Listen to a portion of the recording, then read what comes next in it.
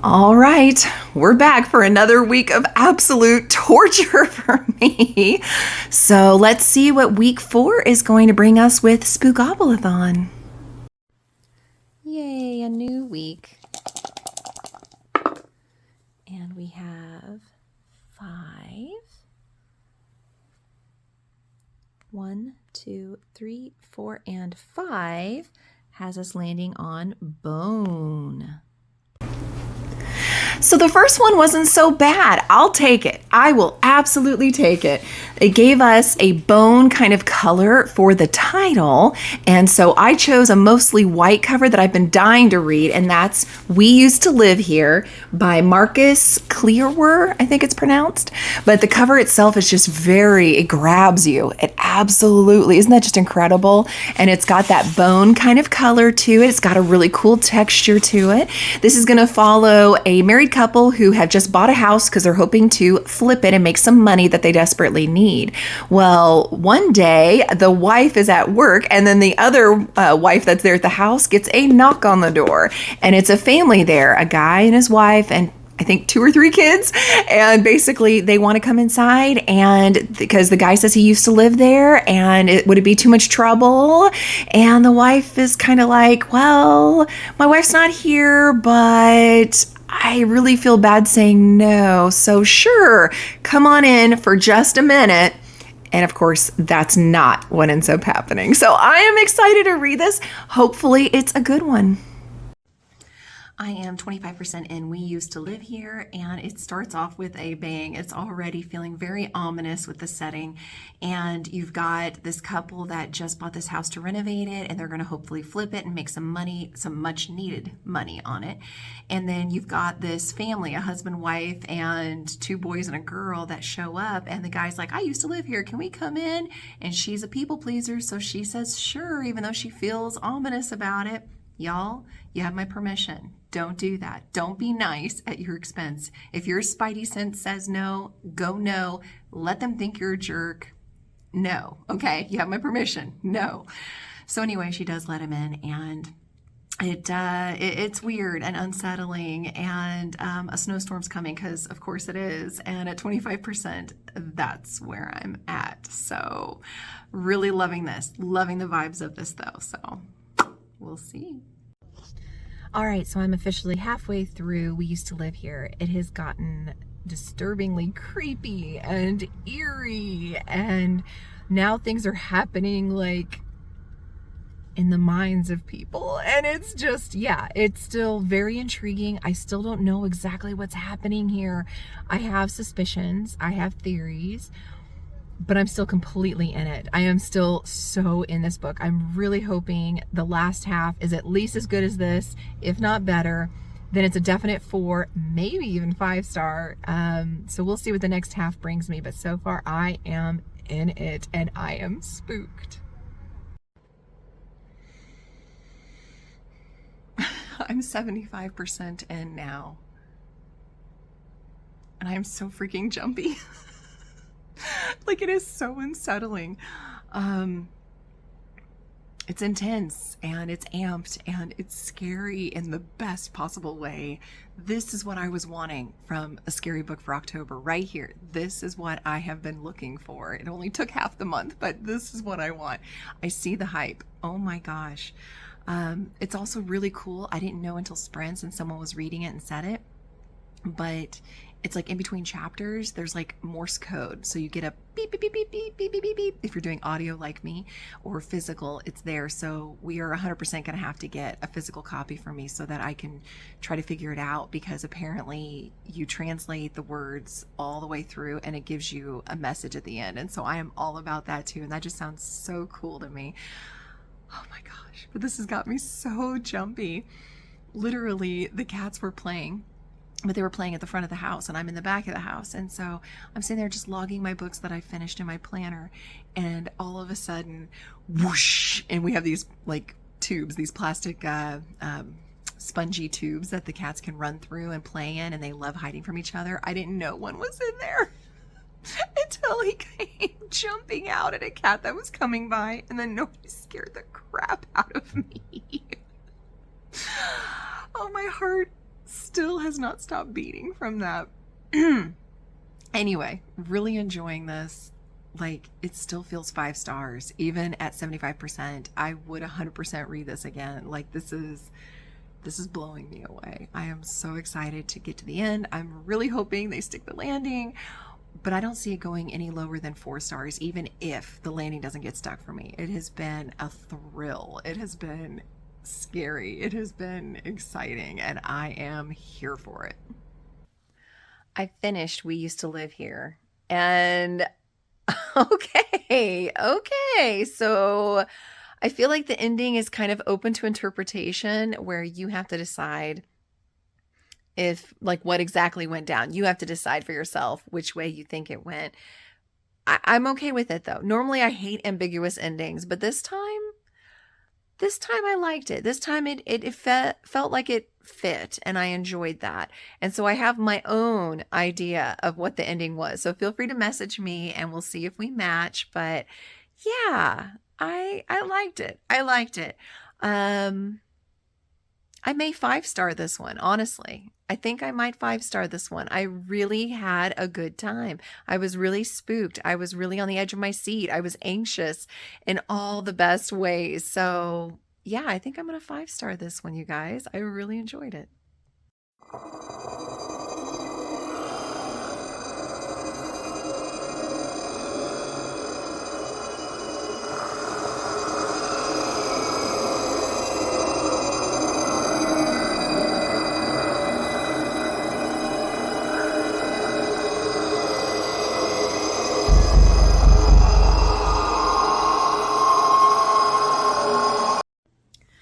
So we just got back from the movie theater. We just finished watching Smile 2. Oh my gosh.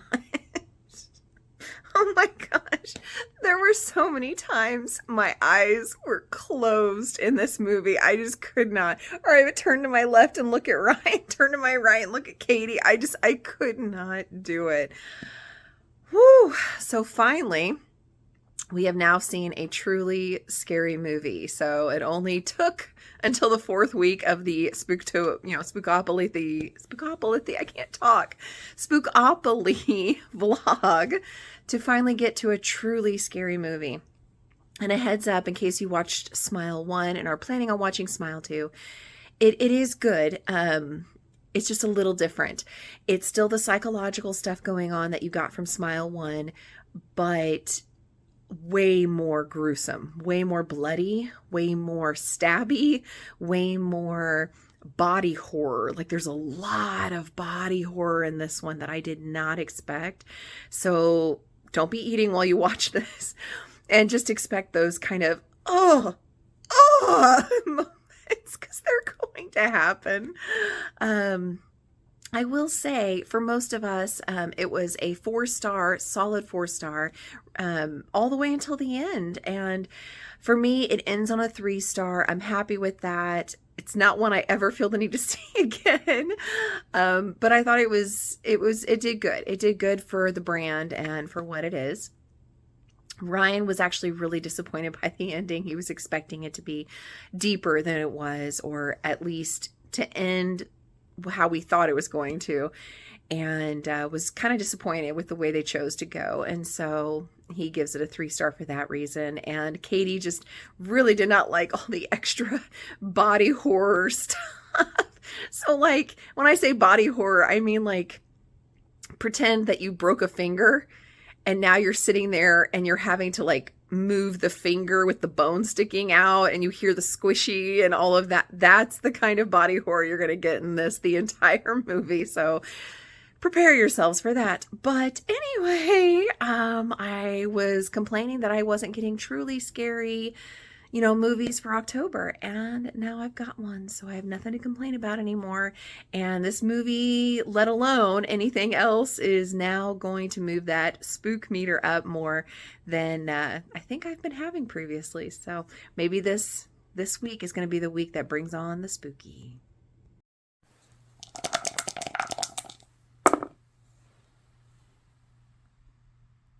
6 and 5 is 11. 1, 2, 3, 4, 5, 6, 7, 8, 9, 10, 11. Oh my gosh. Dice roulette. Okay. Here we go. And it looks like 9. All right, roll number 2 got us the dice roulette, which is kind of fun because I hardly ever get that when I do my own regular version. So I got to roll for that, and we landed on a 9, which according to that chart means we need a book that's between 425 pages and 474 pages. Sorry, the cats are going crazy. But basically, I chose for that one Sleep Like Death by Kaylin Bayron. It's one of those gorgeous Owl Crate editions. It was one of the newer ones that I unboxed, and I want to make sure it's available in case it's not a 5-star for you guys, because December be coming, and we have a drawing coming soon with the 700 subscriber hitting. So anyway, all that to say that I chose this, even though it's technically not within that window, it's very, very close. And again, I really want to get to this, and I really want to see if it's a new love or, you know, like I said, give it to you guys. And this book, we're following Princess Eve, who's raised to, you know, kind of be in charge of everyone, and her mother starts acting a little strange one day though, and basically talking about as many powers as you have, Eve, there's something more sinister going on. You need to be on the alert. You need to stop goofing around. And one night she catches her mother talking to a mirror, and it seems like there's an entity in the mirror. So it almost kind of gives some Snow White, evil, you know, sorceress kind of vibes here too. So I think it'll be a lot of fun and great to read in the fall. I am 25% into Sleep Like Death, and I have to admit, it's taken a turn. It started off feeling very much like a traditional Princess Eve. We're following her as she's training. She wants to take down the evil knight who is kind of plaguing their land with evil curses and things. And Princess Eve has abilities that are far beyond anybody else in her kingdom that has magic, and even more than the rest of the royals. And she's, yeah, basically just training. And yeah, it just kind of felt like, like kind of boring, kind of whatever, you know, the kind of thing you'd expect from that kind of story. And then all of a sudden her mom starts acting really weird, the queen. She just starts acting kind of bizarre. And essentially Eve hears her mother talking to somebody through a door, and she doesn't think anybody's in there. And so she goes to investigate, and she finds what looks like a mirror, and her mom was talking into the mirror, and there was somebody there on the other side. So, okay, that's a little more interesting, a little more kind of Snow White mirror on the wall kind of situation.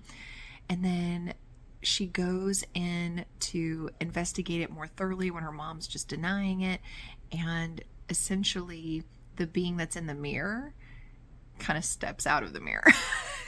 So now it's a little more interesting. 25%, it's a little more interesting. We're getting a little bit more knowledge that Eve maybe doesn't know everything that's going on. And so yeah, now I'm actually way more intrigued than I was the first up to 25%. So I would say if you start this, just know something exciting is coming, and hang in there for at least this part.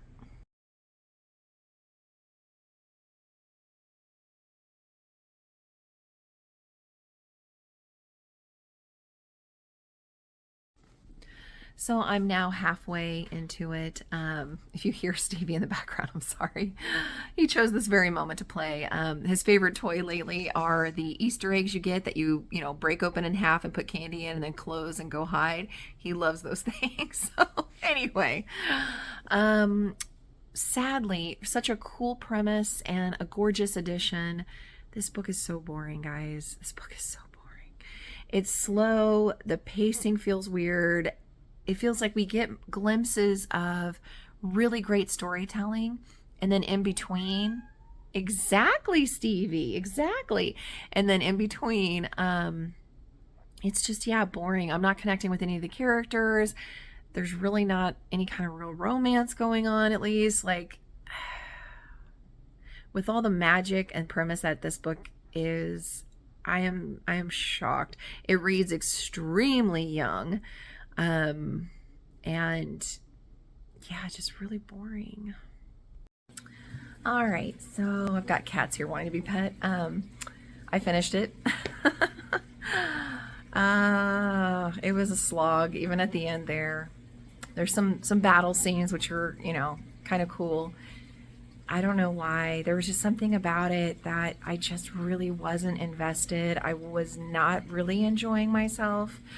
That being said, some of the writing is just so, it pulls you in, and the premises and the ideas the author came up with are really intriguing, just not executed in a way that was for me. I think it's just a writing style thing. This just isn't my writing style that I enjoy reading. So yeah, I'm going to give it a 3-star just because there were some really, really redeeming things about this that I really enjoyed more than I do whenever I give it a 2-star. That being said, 3 stars is how I'm going to rate it, but I wouldn't recommend it for everybody. Make sure you're okay reading very young YA.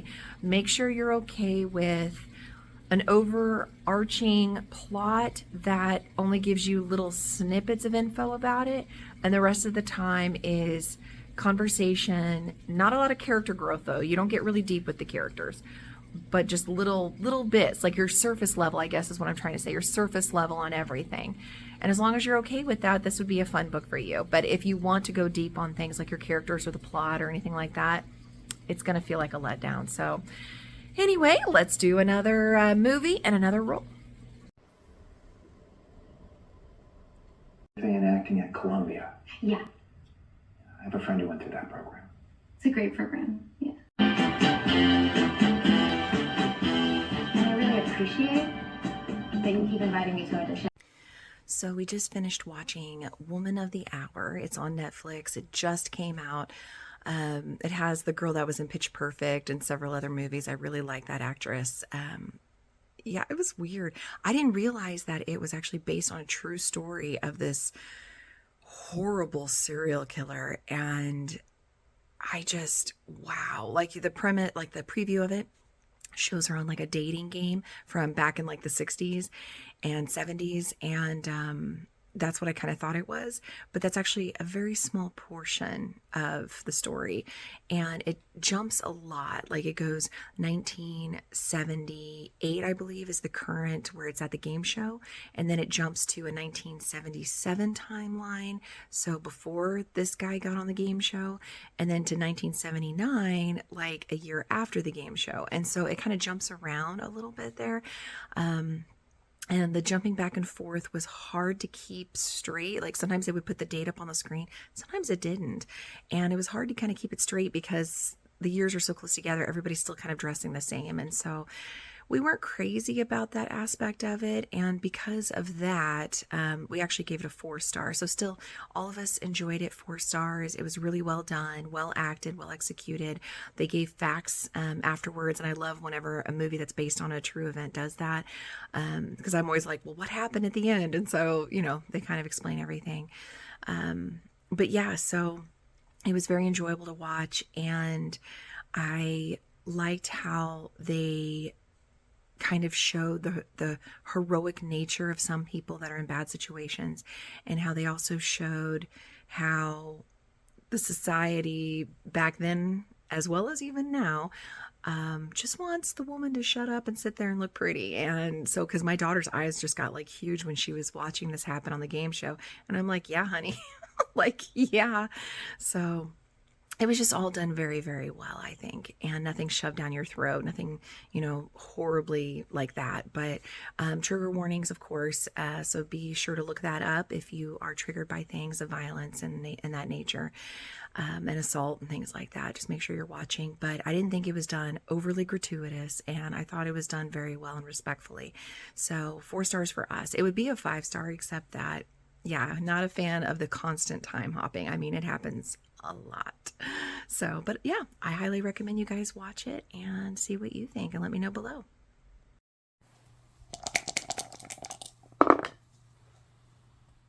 Seven. 1, 2, 3, 4, 5, 6, 7. Seriously? So roll 3 got us the equivalent of boardwalk on the traditional Monopoly board, and that means we had to read a book that was over 500 pages. Like, it wasn't bad enough. Well, I took it easy on myself again because we're on the tail end here, and I still have to finish 31 and 31, remember? So I took a little easier on myself. It's not quite 500, but it's very, very close. I chose Lore Olympus Volume 7. Oh, so excited to get to continue this series. The artwork is just absolutely exquisite. The dialogue's amazing. The whole storyline is incredible. I'm excited to see what happens now with Hades and Persephone and what's going on with this trial that she's potentially going to have to go to, and what's going on with the rest of the gods and goddesses that are all plotting. There's lots and lots of drama going on. It's like a great soap opera. I am 25% into Lore and Volume 7, and it is so good. Just like last time, I am so excited and so into these characters and so into how everything's going. It picks right up with the oopsie that happened in Volume 6 at the end and the repercussions of said oopsie. And so I am just excited and I'm absolutely loving it. I am now 50% into Lore Olympus, and oh my gosh, it is so, so good. It does deal with a very heavy topic, so make sure you look at any trigger warnings and things like that, but it is really heating up between the two of them, and I am so excited, and I'm loving to see all the drama that's going on with the other gods and goddesses. It feels very much like trash TV, and I am just loving it.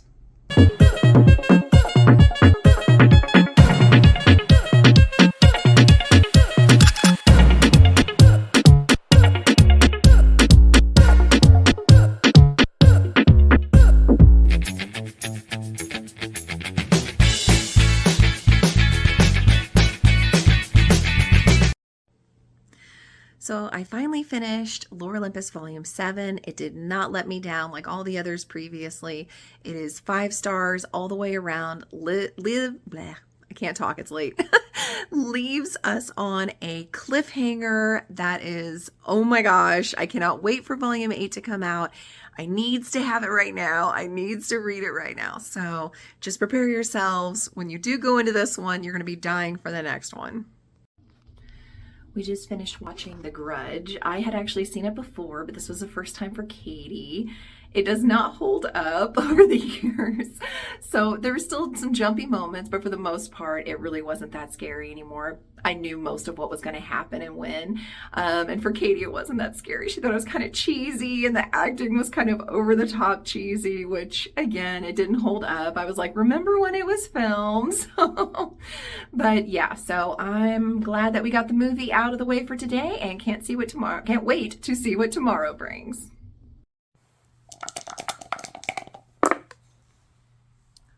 Seven. 1, 2, 3, 4, 5, 6, 7. A TBR vet. Okay. So for the fourth and final roll for the week, we got a TBR vet. Now, last time this did me dirty with the whole book, It by Stephen King. But this time I'm going to go a little easier on myself. I'm going to choose one that's tiny. It's less than 200 pages, but it has been on my GoodReads Want to Read list for a very, very long time. And that's Coraline by Neil Gaiman. This is supposed to follow a young girl whose family forces her to move. So she's in a new location with new neighbors. She's not liking the new house. She discovers a secret doorway in that new house, however, and it leads her to an alternate world where there's parents that look just like hers, but they've got black buttons for their eyes and a couple of other strange little twists and magic. And it starts to feel a little bit like Coraline wishes she'd rather live there. So I think it's going to be kind of interesting. I know there's also a movie that's based off of this, and so it'll pair perfectly with my whole scary movie with the scary book. So I'm excited. So I gave no real updates on Coraline, and I am so sorry for that. It went so fast. I was listening on 2.5 times speed, and because the narrator wasn't that fast, and it was only 3 hours to begin with. So I ended up listening to Coraline super duper fast. I'm gonna give it a 3-star. It was very cute as far as kind of a coming of age story with a girl who's being forced to move and her adjusting to her new surroundings and new neighbors, and her parents being super busy and not really having time for her. And she goes into this magical world by a secret door that's in her house. And essentially it seems like these perfect replicas of her parents, except they have black buttons for eyes, are just like really wanting to spoil her. And this world is a little more magical, and it's kind of enticing to Coraline to want to be in that world forever. And so that was kind of interesting, and you go through the rest of the book from there. You know, I don't do spoilers, but it was good. It was really good, but also kind of creepy and weird, as only Neil Gaiman can do it. But yeah, I'm gonna give it 3 stars. It didn't blow me away, but it was interesting, and it was a short read, and I'm not mad that I read it. And I think tonight's movie will probably be Coraline, because it is available online, and we'll see how much it matches the book.